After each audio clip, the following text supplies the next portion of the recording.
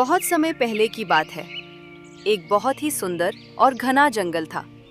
चारों ओर हरे भरे पेड़, रंग बिरंगे फूल और बीच से बहती एक छोटी सी नदी। उसी जंगल में रहता था एक विशालकाय, ताकतवर लेकिन बहुत दयालु हाथी। जंगल के किनारे एक छोटा सा घर बनाकर एक आदमी भी रहता था।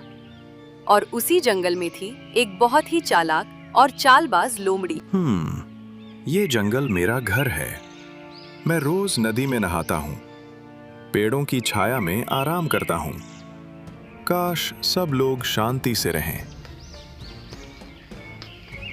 आज लकड़ी काटकर बाजार ले जाऊंगा, पर ध्यान रखूंगा कि जंगल को ज्यादा नुकसान न हो। ये जंगल भी तो हमारा ही है।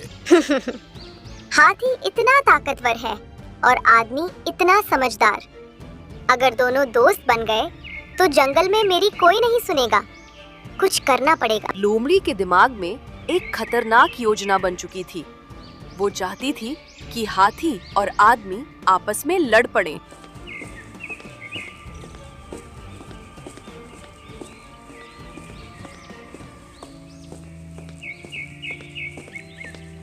हाथी दादा, आपको पता है वो आदमी रोज आपके इलाके में पेड़ काट रहा है। कल को वो आपका घर भी छीन लेगा। पर वो तो मुझे अच्छा इंसान लगता था। क्या वो सच में ऐसा कर सकता है? हाथी पहली बार किसी बात को लेकर परेशान हुआ। उधर लोमड़ी अगली चाल चलने निकल पड़ी।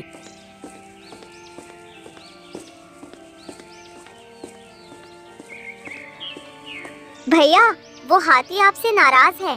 कह रहा था अगर वो आदमी जंगल में आया तो मैं उसे कुचल दूंगा। हाथी ऐसा नहीं हो सकता, पर अगर उसे गलतफहमी हुई है तो हमें एक बार बात करनी चाहिए उनसे। आदमी ने लड़ने की बजाय समझदारी का रास्ता चुना। वो हाथी से बात करने के लिए उसके पास गया।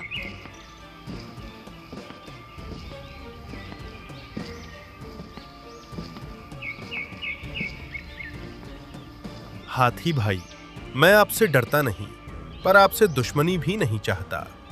अगर मुझसे कोई गलती हुई हो तो बताइए, मैं उसे सुधारने की पूरी कोशिश करूंगा। मुझे ये बताया गया कि तुम मेरा जंगल छीनना चाहते हो। नहीं नहीं, ये झूठ है।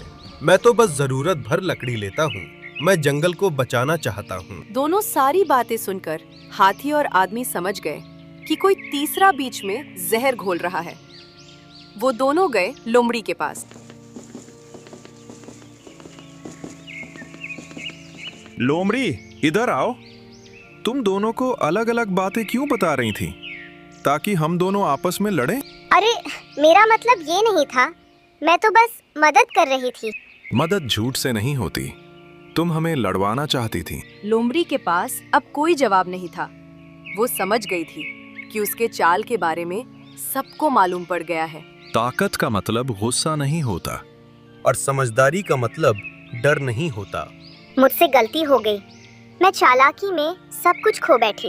हाथी ने दया दिखाई और लोमड़ी को माफ कर दिया, लेकिन एक चेतावनी के साथ। दोबारा झूठ फैलाया तो जंगल तुम्हें माफ नहीं करेगा। उस दिन के बाद आदमी और हाथी जंगल की रक्षा साथ साथ करने लगे।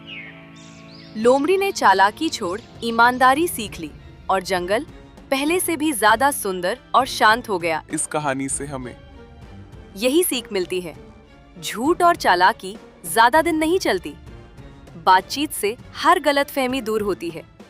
ताकत और समझ साथ हो तो